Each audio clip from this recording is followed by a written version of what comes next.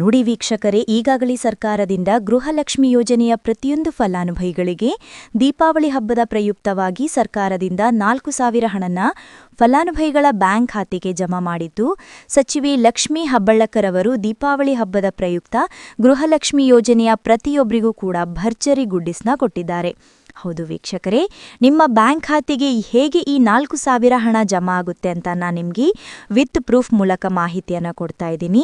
ಅದೇ ರೀತಿ ಇಂದು ಮಂಗಳವಾರ ಅಕ್ಟೋಬರ್ 21ರಂದು ಕರ್ನಾಟಕದ 28 ಜಿಲ್ಲೆಗಳಿಗೆ ದೀಪಾವಳಿ ಹಬ್ಬದ ಪ್ರಯುಕ್ತ ಈ 4,000 ಹಣನ 3 ಹಂತಗಳಲ್ಲಿ ಸರ್ಕಾರ ಜಮಾ ಮಾಡ್ತಾ ಇದ್ದು, ಬನ್ನಿ ವೀಕ್ಷಕರೇ, ಯಾವ ಫಲಾನುಭವಿಗಳಿಗೆ ಹಣ ಜಮಾ ಆಗಲಿದೆ ಮತ್ತು ಯಾವ ಫಲಾನುಭವಿಗಳಿಗೆ ಈ ಒಂದು ಹಣ ಜಮಾ ಆಗ್ತಾ ಇಲ್ಲ ಅಂತ ನಾನು ನಿಮಗೆ ತಿಳಿಸ್ಕೊಡ್ತಾ ಇದ್ದೀನಿ.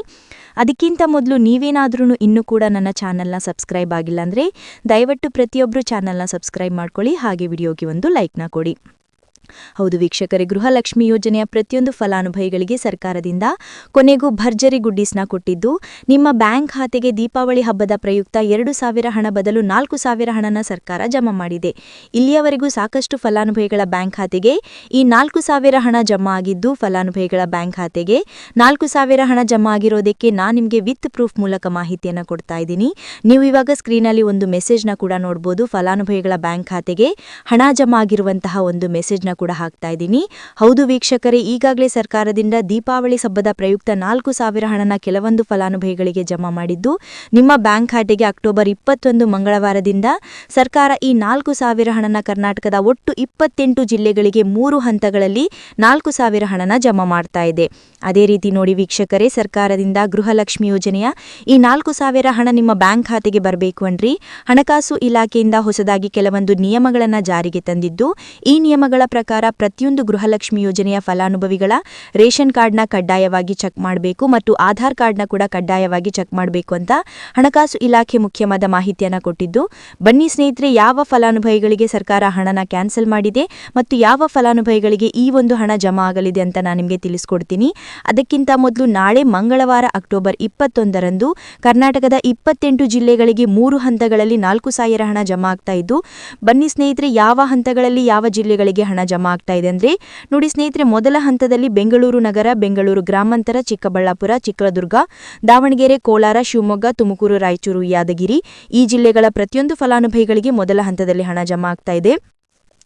ಎರಡನೇ ಹಂತದಲ್ಲಿ ಚಾಮರಾಜನಗರ, ಚಿಕ್ಕಮಗಳೂರು, ದಕ್ಷಿಣ ಕನ್ನಡ, ಹಾಸನ, ಕೊಡಗು, ಮಂಡ್ಯ, ಮೈಸೂರು ಮತ್ತು ಉಡುಪಿ ಈ ಜಿಲ್ಲೆಗಳಿಗೆ ಎರಡನೇ ಹಂತದಲ್ಲಿ ಹಣ ಜಮಾ ಆಗ್ತಾ ಇದ್ದು, ಮೂರನೇ ಹಂತದಲ್ಲಿ ಬಾಗಲಕೋಟೆ, ಬೆಳಗಾವಿ, ವಿಜಯಪುರ, ಧಾರವಾಡ, ಗದಗ, ಹಾವೇರಿ, ಉತ್ತರ ಕನ್ನಡ, ಬಳ್ಳಾರಿ, ಬೀದರ್ ಮತ್ತು ಕಲಬುರಗಿ ಈ ಜಿಲ್ಲೆಗಳ ಪ್ರತಿಯೊಂದು ಫಲಾನುಭವಿಗಳಿಗೆ ಸರ್ಕಾರ ಮೂರನೇ ಹಂತದಲ್ಲಿ 4,000 ಹಣನ ಜಮಾ ಮಾಡ್ತಾ ಇದ್ದು, ಪ್ರತಿಯೊಂದು ಫಲಾನುಭವಿಗಳಿಗೆ ಗೃಹಲಕ್ಷ್ಮಿ ಯೋಜನೆಯ 23ನೇ ಕಂತಿನ ಹಣ ಹಾಗೂ 24ನೇ ಕಂತಿನ ಹಣ ಒಟ್ಟು 2 ತಿಂಗಳ 4,000 ಹಣನ ದೀಪಾವಳಿ ಹಬ್ಬದ ಪ್ರಯುಕ್ತ ಜಮಾ ಮಾಡ್ತಾ ಇದ್ದು, ಆದಷ್ಟು ಬೇಗ ಪ್ರತಿಯೊಂದು ಫಲಾನುಭವಿಗಳು ಈ 4,000 ಹಣನ ಪಡ್ಕೋತೀರಾ ಅಂತ ಹೇಳ್ತಾ ಇದ್ದೀನಿ. ಯಾಕಂದ್ರೆ ಈಗಾಗಲೇ ಕೆಲವೊಂದು ಫಲಾನುಭವಿಗಳ ಬ್ಯಾಂಕ್ ಖಾತೆಗೆ ಈ ಒಂದು ಹಣ ಜಮಾ ಆಗಿದ್ದು, ನಿಮ್ಮ ಬ್ಯಾಂಕ್ ಖಾತೆಗೂ ಕೂಡ ಈ ದೀಪಾವಳಿ ಹಬ್ಬ ಮುಗಿದು ಉಳಿದಿರುವಂತಹ 3 ಅಥವಾ 4 ದಿನಗಳಲ್ಲಿ ಪ್ರತಿಯೊಬ್ಬರು ಈ 4,000 ಹಣನ ಪಡ್ಕೋತೀರಾ. ನೋಡಿ ಸ್ನೇಹಿತರೆ, ಈ ಬಾರಿ ಸುಮಾರು 1 ಲಕ್ಷಕ್ಕಿಂತ ಅಧಿಕ ಫಲಾನುಭವಿಗಳ ಬ್ಯಾಂಕ್ ಖಾತೆಗೆ ಸರ್ಕಾರ ಗೃಹಲಕ್ಷ್ಮಿ ಯೋಜನೆ ಹಣನ ಜಮಾ ಮಾಡ್ತಾ ಇಲ್ಲ. ಕಾರಣ ಏನು ಅಂದ್ರೆ, ನಿಮ್ಮ ಬ್ಯಾಂಕ್ ಖಾತೆಗೆ ಡಿಬಿಟ್ ಮೂಲಕ ಹಣ ಜಮಾ ಮಾಡುವಂತ ಸಂದರ್ಭದಲ್ಲಿ ಸರ್ಕಾರ ಸಾಕಷ್ಟು ಫಲಾನುಭವಿಗಳ ಒಂದು ಬ್ಯಾಂಕ್ ಖಾತೆಗೆ ಹಣ ಜಮಾ ಮಾಡೋದನ್ನ ಕ್ಯಾನ್ಸಲ್ ಮಾಡಿದೆ. ಯಾಕಂದ್ರೆ ಇತ್ತೀಚೆಗೆ ಹಣಕಾಸು ಇಲಾಖೆ ಜಾರಿಗೆ ತಂದಿರುವ 5 ನಿಯಮಗಳ ಆಧಾರದ ಮೇಲೆ ಪ್ರತಿಯೊಂದು ಫಲಾನುಭವಿಗಳಿಗೆ ಸರ್ಕಾರ ಈ ಒಂದು ಹಣನ ಜಮಾ ಮಾಡ್ತಾ ಇದೆ. ಯಾರೆಲ್ಲ ಫಲಾನುಭವಿಗಳು ಈ ನಿಯಮಗಳನ್ನ ಪಾಲಿಸಿಲ್ಲ, ನಿಮ್ಮ ಬ್ಯಾಂಕ್ ಖಾತೆಗೂ ಕೂಡ ಹಣ ಜಮಾ ಆಗೋದಿಲ್ಲ. ಹಾಗಾದ್ರೆ ಬನ್ನಿ ಸ್ನೇಹಿತರೆ, ಸರ್ಕಾರ ಜಾರಿಗೆ ತಂದಿರುವ ಆ 5 ಹೊಸ ನಿಯಮಗಳು ಏನು ಅಂತ ನಾನು ನಿಮಗೆ ತಿಳಿಸ್ಕೊಡ್ತಾ ಇದ್ದೀನಿ. ನೋಡಿ ಸ್ನೇಹಿತರೆ, ಮೊದಲನೇ ಒಂದು ನಿಯಮ ಬಂದು, ಸಾಕಷ್ಟು ಫಲಾನುಭವಿಗಳ ಹೊಂದಿರುವಂತಹ ಒಂದು ರೇಷನ್ ಕಾರ್ಡ್ ಏನಿದೆ, ಆ ಒಂದು ರೇಷನ್ ಕಾರ್ಡ್ನ ಮನೆ ಸದಸ್ಯರ ಪ್ರತಿಯೊಬ್ಬರ ಒಂದು ಆಧಾರ್ ಕಾರ್ಡ್ನ ನಿಮ್ಮ ರೇಷನ್ ಕಾರ್ಡ್ಗೆ ಕಡ್ಡಾಯವಾಗಿ ಲಿಂಕ್ ಮಾಡಿಸಬೇಕು. ಅಂದ್ರೆ ಈ ಒಂದು ಲಿಂಕ್ ಮಾಡಿಸುವಂತಹ ಒಂದು ಪ್ರೊಸೀಜರ್ಗೆ ಸರ್ಕಾರ KYC ಅಂತ ಕರೀತಾರೆ.